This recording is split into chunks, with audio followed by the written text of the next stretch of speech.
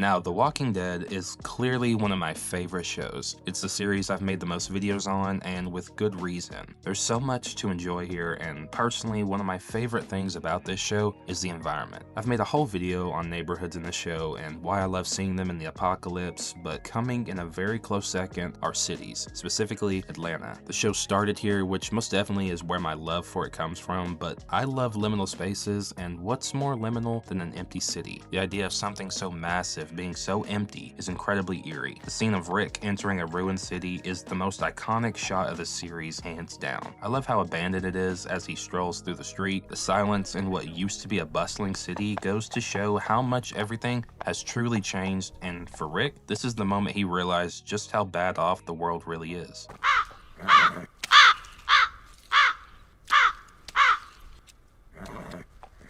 He eventually ends up getting swarmed by walkers and ends up taking refuge in a tank left behind by the military. It's an iconic shot and an iconic scene. We see a lot of the city in this episode, and even more in the following episode as Rick and the group finally escape the city. It's the last time we see this city until the 6th episode of the 5th season. 57 episodes and 5 years later, we finally return to Atlanta in the season 5 episode, Consumed. It's the episode after Self-Help, which I talked about in my last Walking Dead video. In this episode though, Carol and Daryl enter the desolate city to search for Beth. That's the main plot, but so much more happens here that ends up making this my favorite episode of the series. Yes, this episode is my #1 favorite. Consumed is a deeply character-driven episode, and like I said in my self-help video, that is personally the best kind of episode. Themes such as domestic violence, death, change, and hope are all explored throughout Consumed. This episode shows the history of abuse these two characters share, which is a pivotal aspect of their intimate connection.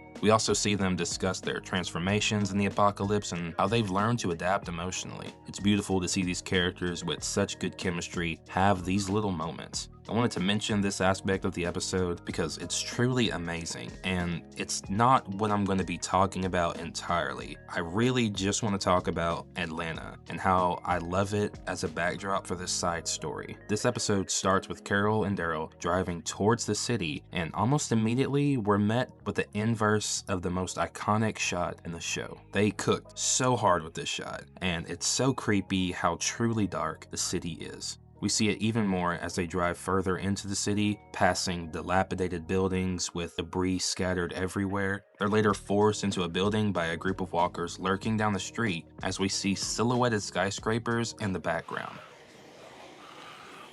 I'm just going to say it now so that everyone understands. There's a ton of shots in this episode that I absolutely love, so I'm going to be saying that I love them a lot. This shot is one of them. Daryl and Carol decide to hold up in a building for the night, which we later find out is a shelter for victims of domestic violence. Came here? We didn't stay. She tells Daryl that she's trying to start over, and he says he is too. You said we get to start over. Yeah, Did you?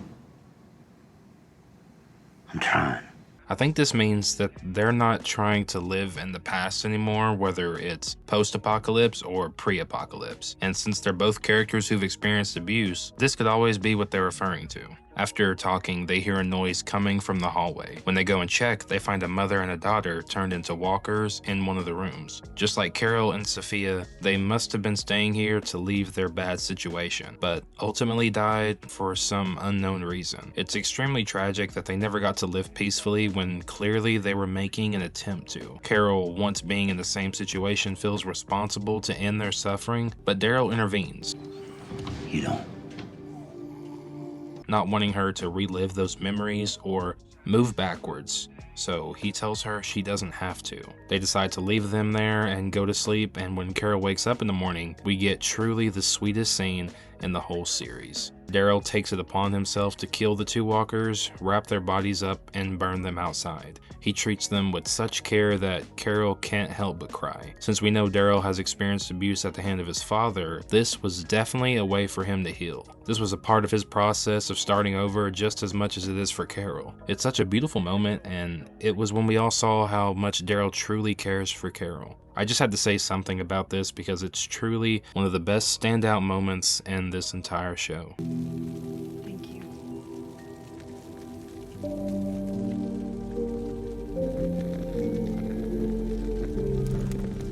When Daryl and Carol head out in the morning, we get even more fantastic shots of this city. The details are incredible and the silence here is so eerie.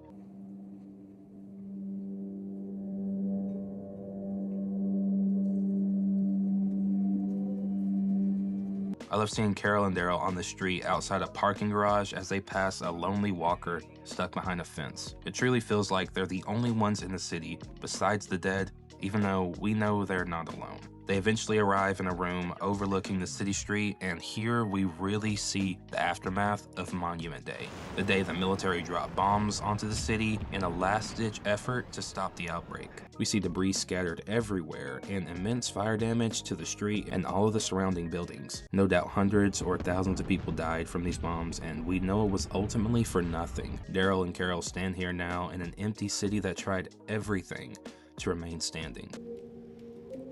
How did we get here? We just did. After spotting a potential lead to Beth's whereabouts, Daryl and Carol head out on foot to a white van hanging off of a bridge. Here is when we get the best shot of the episode.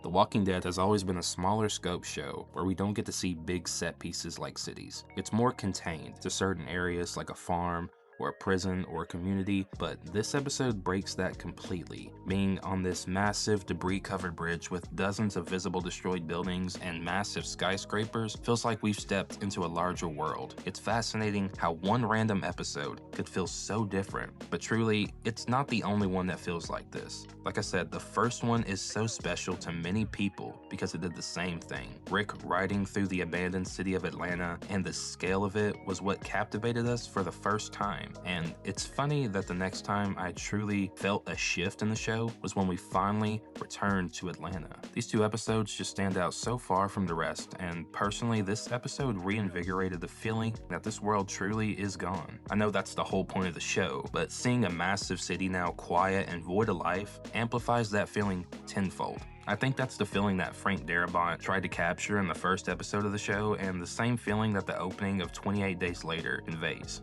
You can see abandoned towns and streets all day, but when it's a city, a former hub of vibrancy and community that was once bustling with life, now reduced to rubble, it serves as a memento mori, a reminder that all things, including ourselves and our civilizations, are only temporary. Now all that's left is what was and what is now. The dead fill the streets and our survivors are only passing through them. The Return to Atlanta is my favorite episode of the series for this reason. And I also love the deep conversations made between my two favorite characters. I know I didn't talk about the moments they share in this, but it's what really makes this episode so special. Seeing Atlanta again is really just the cherry on top for me. Let me know if you agree or disagree in the comments below, and tell me your favorite episode if you'd like. I'd love to know. I hope you enjoyed hearing me talk about this episode, and hopefully I'll see you in the next one. See you guys.